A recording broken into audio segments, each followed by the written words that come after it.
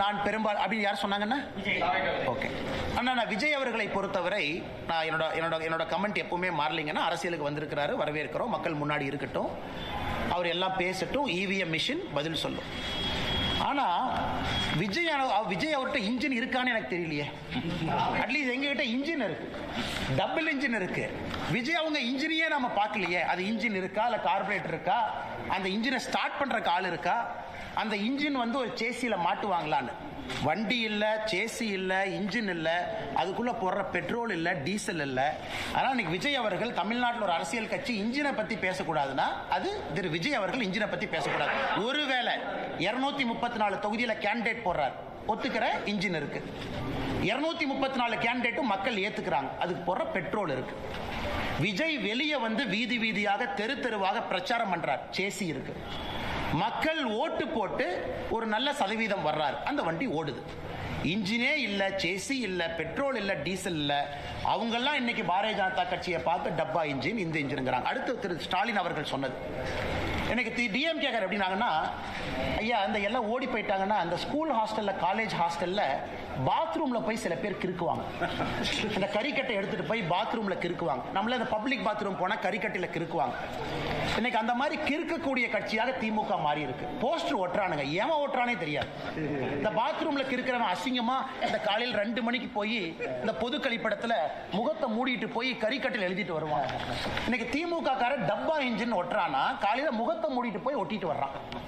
ஏன்னா உனக்கே தெரியும் நீ ஒட்டுறதே ஒரு நான்சென்ஸ். தமிழ்நாடு மக்கள் அதை ஏத்துக்க மாட்டாங்கன்னு தெரியும்.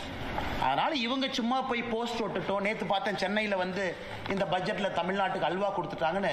ஒரு அல்வா வாங்கி கொடுத்தது எப்படி இருந்துச்சுன்னா, டிஎம்கே ஆட்சி 5 வருஷம் முடிஞ்சு தமிழ்நாட்டு மக்களுக்கு அல்வா கொடுத்ததாகத்தான் நான் பார்த்தேன்.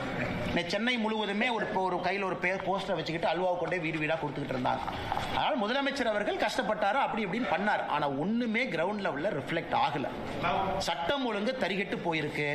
இதெல்லாம் இன்னும் ஒரு 50-60 நாள் தானா. நீங்களும் பார்க்க போறீங்க, நாங்களும் பார்க்க போறோம். தமிழ்நாட்டில் அமைந்தது வந்து பாஜக தலைமையிலான கூட்டணி தான் அப்படின்னு சொல்லிட்டு 6 மாதத்துக்கு முன்பு நீங்க அந்த பேரே சொல்லாமல் சொல்லிட்டு தேசிய தலைமையிலான கூட்டணி தான். அதே வந்து விஜய் வந்து சொல்லியிருக்காரு அப்படிங்கிற போது அந்த அமைப்பு தான் இருக்கா தமிழ்நாட்டில். அண்ணா ஒரு விஷயத்தை புரிஞ்சுக்கணுங்கண்ணே, நாங்கள் எல்லாமே ஒரு கட்சியினுடைய தொண்டர்கள். விருப்பு வெறுப்பு இருந்தாலும் கூட எங்களுடைய தலைவர்கள் முடிவு செய்த பிறகு நாங்கள்லாம் களத்தில் பாடுபடுறோம்.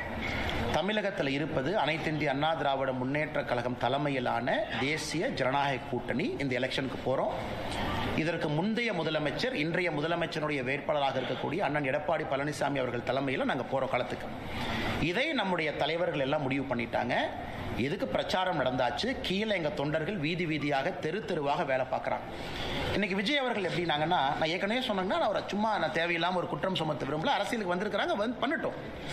ஆனா இன்னைக்கு பேசும் பொழுது அவருக்கு என்னன்னா, மக்கள் கைத்தட்டணும், விசில் அடிக்கணும், அவங்க வந்து ஏதாச்சும் ஆரவாரமா பேசணும். அதற்காகத்தான் விஜய் அவர்களுடைய பேச்சு இருந்ததாகத்தான் நான் பார்க்கிறேன். அது ரொம்ப சப்ஸ்டன்ஸா மக்களை சிந்திக்க வைக்கிற அளவுக்கு, எதற்காக நான் இத்தனை கட்சிகளை தாண்டி உங்களுக்கு ஓட்டு போடணும், உங்க பாலிசி என்ன, உங்க ப்ரோக்ராம் என்ன, நீங்க தமிழ்நாட்டுக்கு என்ன செய்ய இதுவரைக்கும் செய்யாத என்ன செய்ய போறீங்க அப்படிங்கிறத நான் பார்க்கலீங்கன்னா. ஸோ விசிலுக்காக, ஒரு கைத்தட்டலுக்காகத்தான் விஜய் அவர்கள் பேசினாங்க. அதில் தான் அந்த கூட்டணியை பற்றி பேசினதாக மட்டும்தான் நான் பார்க்குறேன். அதில் ஒரு சப்ஸ்டன்ஸும் ஒரு டெப்த்தும் தமிழ்நாட்டு மக்களை சிந்திக்கக்கூடிய விதத்தில் இருந்ததா நான் பார்க்கல. அதனால் அதை அப்படியே கடந்து நாம போயிடலாம். எல்லோருக்குமே தெரியும், 4 பேர் 4 சொல்லத்தான் செய்வாங்க. அதை பற்றி எங்களுக்கு கவலை இல்லை.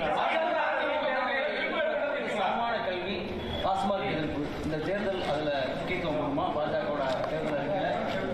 அண்ணா இன்னைக்கு எங்களுடைய முன்னாள் மாநில தலைவர், முன்னாள் ஆளுநர் அக்கா தமிழிசை அவர்கள் தமிழ்நாடு முழுவதுமே இன்னைக்கு சுற்றுப்பயணம் செய்ய இருக்கிறாங்க. அந்த குழுவோடு மக்களுடைய எண்ணங்களை பிரதிபலிக்கக்கூடிய வகையில் வண்டிகள் இன்னைக்கு எல்லா மாவட்டத்துக்கும் போயிருக்கு. அதில் மக்கள் இன்னைக்கு அந்த பெட்டியில் போட போறாங்க என்ன வேணும். நாங்கள் உறுதியாக இருக்கின்றோம், ஒரு ஆரோக்கியமான தமிழ்நாட்டை எடுத்துட்டு போகணும். அதே நேரத்தில் இன்னைக்கு அனைத்து இந்திய அண்ணா திராவிட முன்னேற்ற கழகம் அவங்க ஒரு தேர்தல் அறிக்கையை கொண்டு வர போறாங்க. பாரதிய ஜனதா கட்சியினுடைய தேர்தல் அறிக்கை. இது சம்பந்தப்பட்ட தலைவர்கள் கலந்து பேசி அதை வெளியே கொண்டு வரணும். அது என்னுடைய இலாக்கா இல்லை, என்னுடைய சப்ஜெக்ட் இல்லை. நான் இன்னைக்கு பேசுறது பட்ஜெட்டை பத்திங்கன்னா அந்த இலாக்கா அந்த சப்ஜெக்ட் பேசுறதுக்கு நயினார் அண்ணா இருக்கிறாங்க, தமிழிசை அக்கா இருக்கிறாங்க. அதனால் அவர்கள் பதில் சொல்வார்கள். இது எப்படிப்பட்ட, எனக்கு ஒரு தனிப்பட்ட முறையில் ஒரு கனவு இருக்கு. கட்சியின் அடிப்படையில் ஒரு தனிப்பட்ட மனிதனுடைய கனவெல்லாம் கட்சியினுடைய அறிக்கையில் வருவதற்கான சாத்தியக்கூறுகள் இருக்காது. அது இருப்பதற்கான வாய்ப்பும் இல்லை நடைமுறை அரசியல்ல. அதனால் 2026 தேர்தல் அறிக்கையை பொறுத்தவரை ஒரு கட்சி அலையன்ஸை லீட் பண்றாங்க. மற்ற கட்சிகள் தேர்தல் அறிக்கையை தயாரிக்கும் பொழுது பிரச்சனை இல்லாத அளவுக்கு அந்த அறிக்கை இருக்கணும். அதெல்லாம் பக்குவப்பட்ட தலைவர்கள் இருக்கிறாங்க. அதை அவர்கள் முறையாக கொண்டு வருவாங்க.